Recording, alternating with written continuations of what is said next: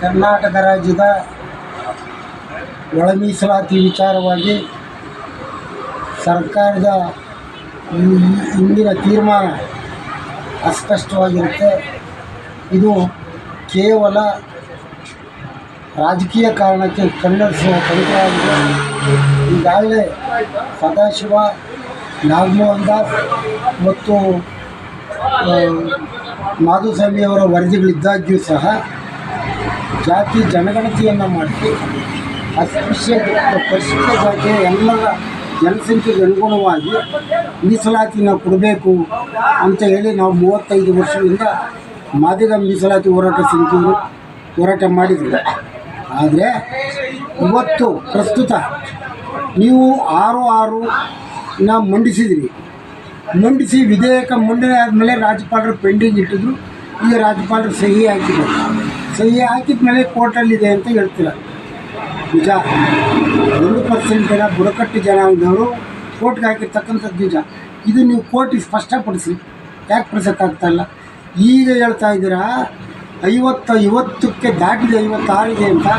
ಉದಾಹರಣೆಗೆ ಜಾರ್ಖಂಡ್ ಮತ್ತು ಪಂಜಾಬ್ ರಾಜ್ಯಗಳಲ್ಲಿ ಮೀಸಲಾತಿ 60ಕ್ಕೆ ದಾಟಿದೆ. ಅದನ್ನು ಸರ್ಕಾರದವರು ಕೋರ್ಟ್ಗೆ ಮತ್ತು ರಾಜ್ಯಪಾಲರಿಗೆ ಮನವರಿಕೆ ಮಾಡಿ ತೀರ್ಮಾನ ತಗೋಬೇಕು. ಬಿಟ್ಟರೆ ಈಗ ಹೇಳ್ತಾ ಇದ್ದೀರಾ 56,000 ಹುದ್ದೆಗಳನ್ನು ನೇಮಕಾತಿನ ಏಜ್ ಆಗುತ್ತೆ, ತಕ್ಷಣ ಆಯ್ಕೆ ಮಾಡ್ಕೊತೀವಿ ಅಂತ ಹೇಳ್ತೀರಾ.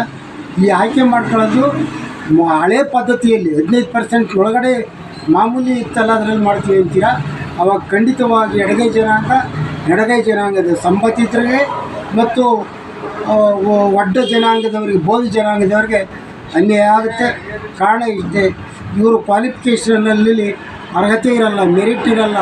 ಕಾರಣ ಇದಕ್ಕೆ ಅನೇಕ ಸಾಮಾಜಿಕ ತೊಡಕುಗಳಿದ್ದಾವೆ.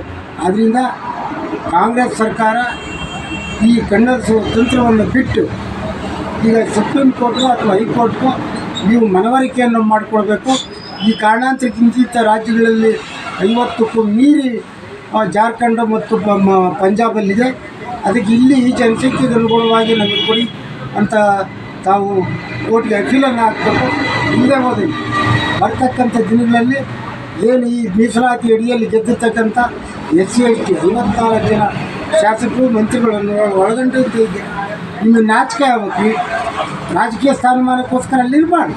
ಯಾಕೆಂದರೆ ಅಂಬೇಡ್ಕರ್ ಅವರು ಈ ಸಂವಿಧಾನವನ್ನು ಕೊಡುವಂಥ ಸಂದರ್ಭದಲ್ಲಿ ಮಹಿಳೆಯರ ಅನ್ಯಾಯ ಆಯ್ಕೆಯನ್ನು ಒಂದೇ ಕಾರಣಕ್ಕೆ ತಮ್ಮ ಹುದ್ದೆಗೆ ರಾಜೀನಾಮೆಯನ್ನು ಕೊಟ್ಟು ಬಂದಂಥ ಉದಾಹರಣೆ ಇದೆ.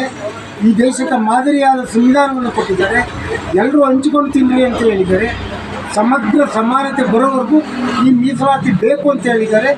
ಆದರೆ ನೀವು ಮಾಡ್ತಾ ಇರ್ತಕ್ಕಂಥ BJP, ಕಾಂಗ್ರೆಸ್, JDS ಎಲ್ಲ ಸರ್ಕಾರಗಳು ಅತ್ಯಂತ ಮೋಸ ಮಾಡ್ತಾಯಿದ್ದಾರೆ. ಚುನಾವಣೆ ಸಂದರ್ಭಗಳಲ್ಲಿ ಕೋಟಿ ತಂದು ಹಂಚಿ ಹಣದಿಂದ ಗೆದ್ದು ಹೋಗ್ತಾ ಇದ್ದಾರೆ. ಆ ಗೆದ್ದಂಥ ಹಣವನ್ನು ಪಾಪ ಅಮಾಯಕ ಅಧಿಕಾರಿಗಳ ಮೇಲೆ, ಸರ್ಕಾರಿ ನೌಕರರ ಮೇಲೆ ಬರೆ ಬೀಸಿ ಅವ್ರನ್ನ ಸಸ್ಪೆಂಡ್ ಮಾಡಿದರೆ ಬಿಟ್ಟರೆ, ಅವ್ರಿಗೆ ಡಿಸ್ಮಿಸ್ ಮಾಡಿದರೆ ಬಿಟ್ಟರೆ, ನೀವು ಯಾರು ರಾಜಕಾರಣಿಗಳನ್ನ ಅದನ್ನು ಸಸ್ಪೆಂಡ್ ಮಾಡಿದರೆ, ಡಿಸ್ಮಿಸ್ ಮಾಡಿದರೆ, ಒಳಗೆ ಹಚ್ಚಿದ್ದೀರ. ಸಿದ್ದರಾಮಯ್ಯನವರೇ, ನೀವು ನಾಟಕೀಯವಾದ ಅಹಿಂದ ನಾಯಕ ಅಂತ ನಾನು ಅನೇಕ ಸಾರಿ ಹೇಳ್ತೀನಿ, ಇವತ್ತು ಹೇಳ್ತೀನಿ. ತಮ್ಮ ಹುದ್ದೆಗೋಸ್ಕರ ತಾವೇನೆಲ್ಲ ಮಾಡೋಕ್ಕೆ ತಯಾರಿದ್ದೀರಾ? ಯಾಕೆಂದರೆ ಇವತ್ತು ಈ ರಾಜ್ಯದಲ್ಲಿ ಅಸ್ಪೃಶ್ಯ ಜಾತಿಯ ವಲಯ ಮಾದಿಗರು CM ಆಗಬೇಕಾಗಿತ್ತು. ಬಹುಸಂಖ್ಯೆಯಲ್ಲಿದ್ದಂಥವ್ರು ಅವ್ರಿಗೂ ಅನ್ಯಾಯ ಮಾಡಿದ್ದೀರಾ. ಇಂಥ ವಿಚಾರದಲ್ಲಿ, ಒಳ ಮೀಸಲಾತಿಯ ವಿಚಾರದಲ್ಲಿ ಈಗಿರ್ತಕ್ಕಂಥ ಪ್ರಸ್ತುತ ಸರ್ಕಾರದ ಸಚಿವರುಗಳು ತಮ್ಮ ನಿರ್ಧಾರವನ್ನು ಬದಲಿಸಿ ರಾಜೀನಾಮೆಯನ್ನು ಕೊಟ್ಟು ಬರದೇ ಹೋದರೆ ತಮಗೆ ಮುಂದಿನ ಚುನಾವಣೆಗಳಲ್ಲಿ ತಾಲೂಕು ಪಂಚಾಯತ್, ಜಿಲ್ಲಾ ಪಂಚಾಯತ್ ಅಥವಾ MLA, MP, ಗ್ರಾಮ ಪಂಚಾಯತಿನಲ್ಲಿ ತಕ್ಕ ಪಟ್ಟವನ್ನು ಕಳಿಸ್ಬೇಕಾಗ್ತದೆ ಅಂತ ನಾನು ಹೇಳ್ತೇನೆ. ನನ್ನ ಹೆಸರು ಬೀರ್ನಳ್ಳಿ ಹನುಮಂತರಾಯಪ್ಪ, ಶಿರಾ ತಾಲೂಕು, ತುಮಕೂರು ಜಿಲ್ಲೆ.